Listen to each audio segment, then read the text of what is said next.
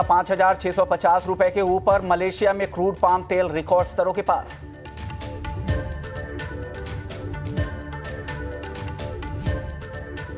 नमस्कार, स्वागत है आपका ईटी नाउ स्वदेश पर। बदलो बढ़ो देश के साथ, इस मुहिम के साथ आप देख रहे हैं कमोडिटी नाउ और मैं हूं विश्व मोहन सिंह, जहां हम आपको कमोडिटी मार्केट की तमाम बड़ी खबरों का अपडेट तो देंगे ही, साथ ही इंट्राडे, पोजिशनल और लॉन्ग टर्म के हिसाब से भी आपके लिए बेहतरीन कॉल्स लेकर आएंगे।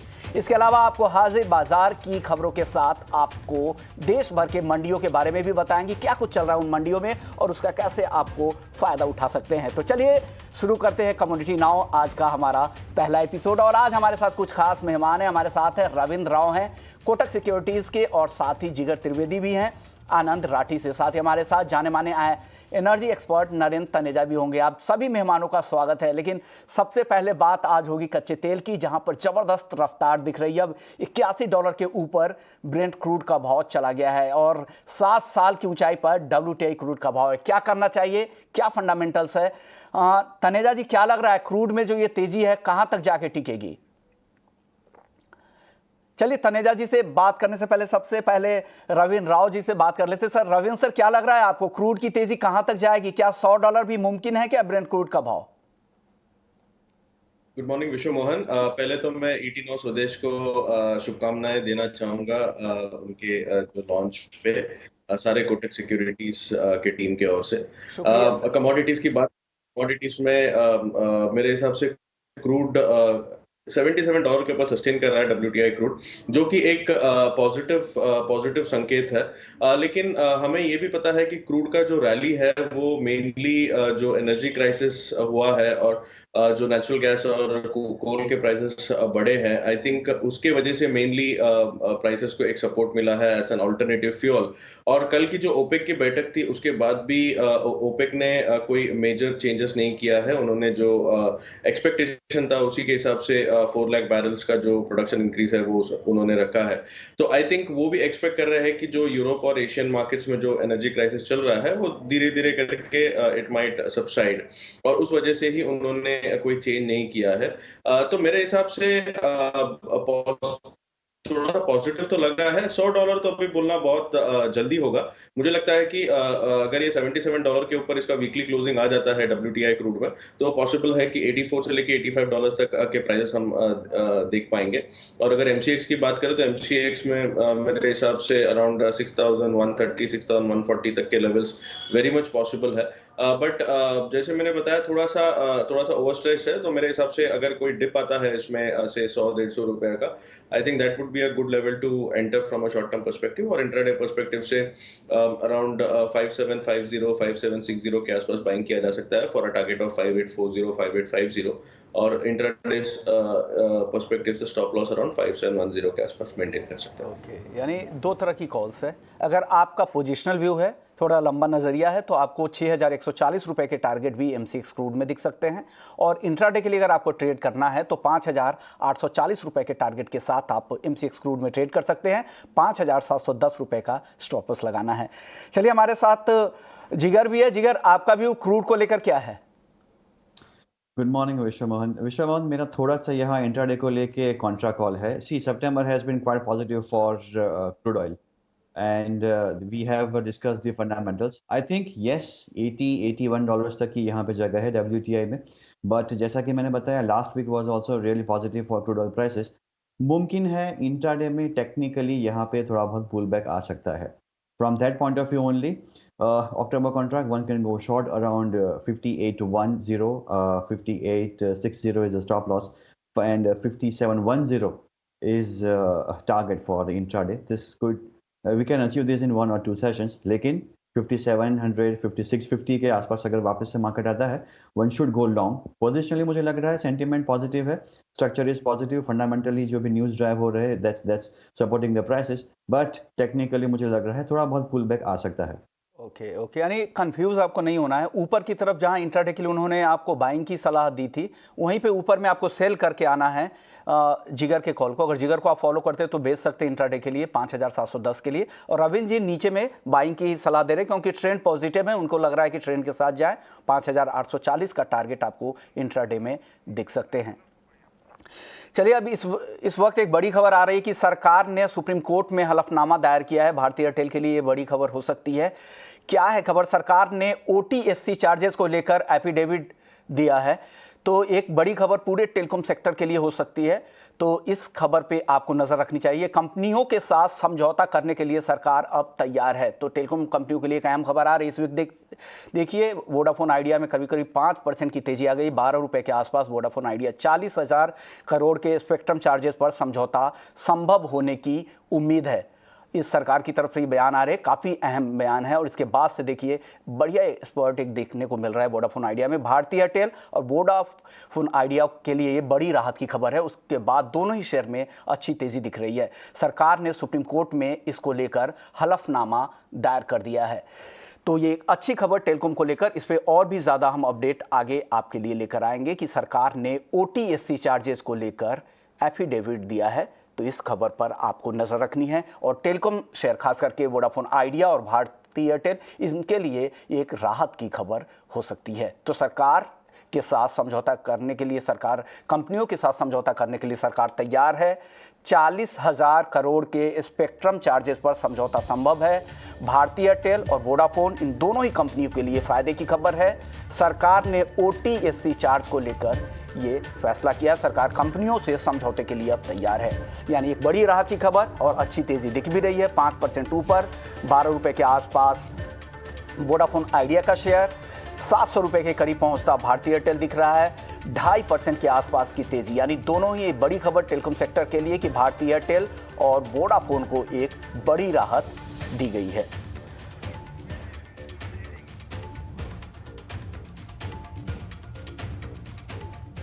तो ये एक बड़ी खबर आपके लिए टेलीकॉम सेक्टर से। लेकिन लौटते हैं कमोडिटी नाउ पर और बात अब कर लेते हैं सोने और चांदी को लेकर, जहां पर आज दबाव दिख रहा है। रविंद्र जी, क्या लग रहा है सोने और चांदी को लेकर? क्या व्यू बन रहा है इंट्राडे के लिए? और पोजिशनल व्यू अगर कोई बनाना चाहे तो क्या करना चाहिए सोने और चांदी में? थोड़ा चॉपी है विश्व मोहन। मेरे हिसाब से डॉलर इंडेक्स में हमने एक रिकवरी देखी है लोअर लेवल से 9370 9360 के आसपास आके अभी ये 94 के आसपास ट्रेड कर रहा है डॉलर इंडेक्स। और बॉन्ड डील्स में भी थोड़ी बहुत तेजी है। मेरे हिसाब से जो नॉन फार्म पेरोल्स का डेटा है ये वीक में, वो बहुत क्रूशल होगा। क्योंकि लास्ट वीक में जो यूएस से जो डेटास निकल के आए हैं अदर देन ISM मैन्युफैक्चरिंग, दूसरे डेटास थोड़े से डिसअपॉइंटिंग थे। तो आई थिंक जो फेड का ये सबको पता है कि फेड का जो स्टांस है that will be dependent on the economic datas. अगर उन्हें इकोनॉमी में कॉन्फिडेंस आता है तो they might go for tapering, जो उन्होंने इंडिकेट किया भी था पिछले फेड मीटिंग में। लेकिन मेरे हिसाब से दूसरा जो इम्पोर्टेंट फैक्टर है, अभी भी फेड के ऑफिशियल्स और फेड के जो चेयरमैन है वो अभी भी कह रहे हैं कि इन्फ्लेशनरी कंसर्न्स अभी भी थोड़े से ट्रांजिटरी रहेंगे। हो सकता है कि आगे जाके इन्फ्लेशन का दबाव थोड़ा सा कम हो। तो मेरे हिसाब से ये सारे फैक्टर्स है जो थोड़े बहुत कंफ्यूज है मार्केट। ये तय नहीं कर पा रहा है कि फेड का जो एक्चुअल टेपरिंग है वो कैसे होगा, what will be the timeline. तो मेरे हिसाब से थोड़ा सा चॉपी रह सकता है गोल्ड का मार्केट। लेकिन अगर टेक्निकल बेसिस पे देखें तो इंटरनेशनल स्पॉट गोल्ड में 1767 1768 के ऊपर एक इनवर्स एचएनएस ब्रेकआउट है और एक ट्रेंड लाइन ब्रेकआउट है। तो दोनों ही कोइंसाइड हो रहे हैं। तो मेरे हिसाब से अगर ये 1767-68 के ऊपर क्लोजिंग आ जाता है तो फिर हम इसमें 1787 से 1800 तक का लेवल्स देख सकते हैं।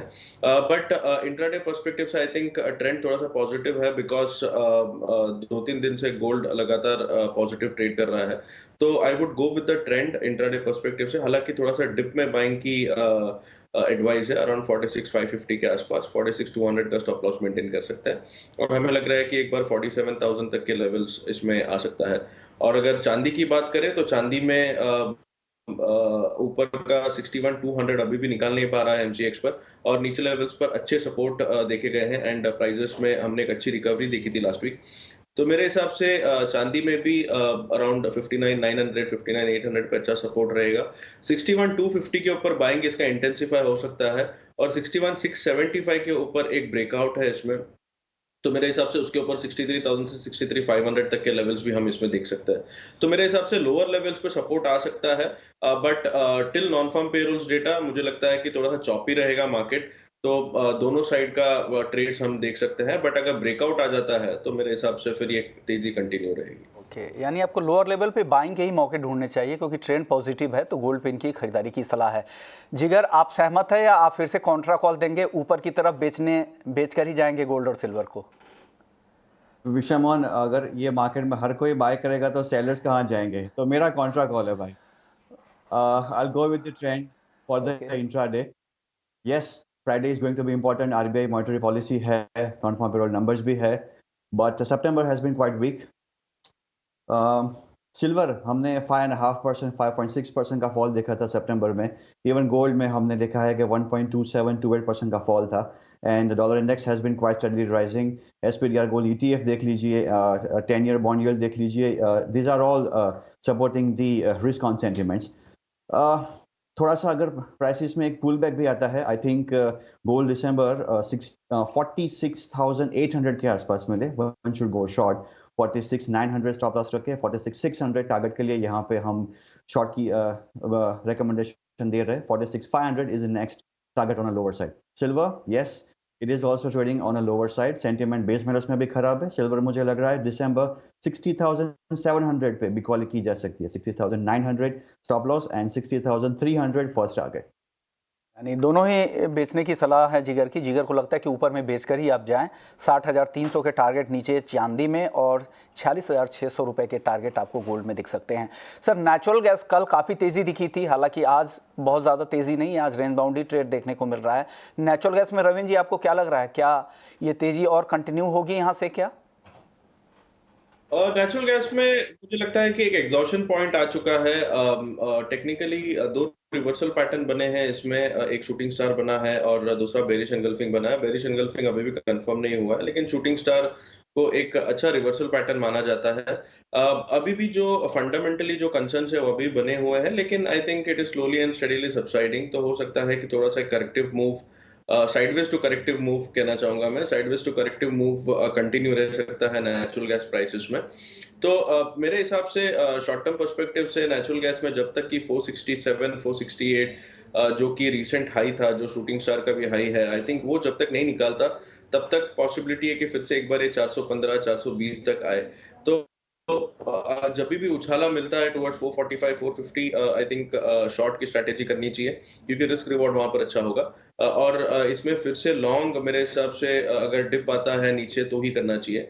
404 का बेरिश एंगल्फिंग का एक कंफर्मेशन है, अगर उसके नीचे क्लोजिंग आ जाता है तो फिर ये डीपन हो सकता है करेक्शन टुवर्ड्स 370। तो मेरे हिसाब से एज ऑफ नाउ थोड़ा सा करेक्टिव मूव है, उछाले पे बेचना चाहिए। और अगर नीचे की तरफ सस्टेन करता है तो और एक्सटेंड हो सकता है फॉल टुवर्ड्स 370 लेवल्स। ओके, यानी ये आपको व्यू रखना है, दोनों तरफ के ट्रेड आपके लिए बन सकते हैं नेचुरल गैस में। जिगर, बेस मेटल्स में कोई टॉप पिक आज के लिए इंट्राडे के लिए?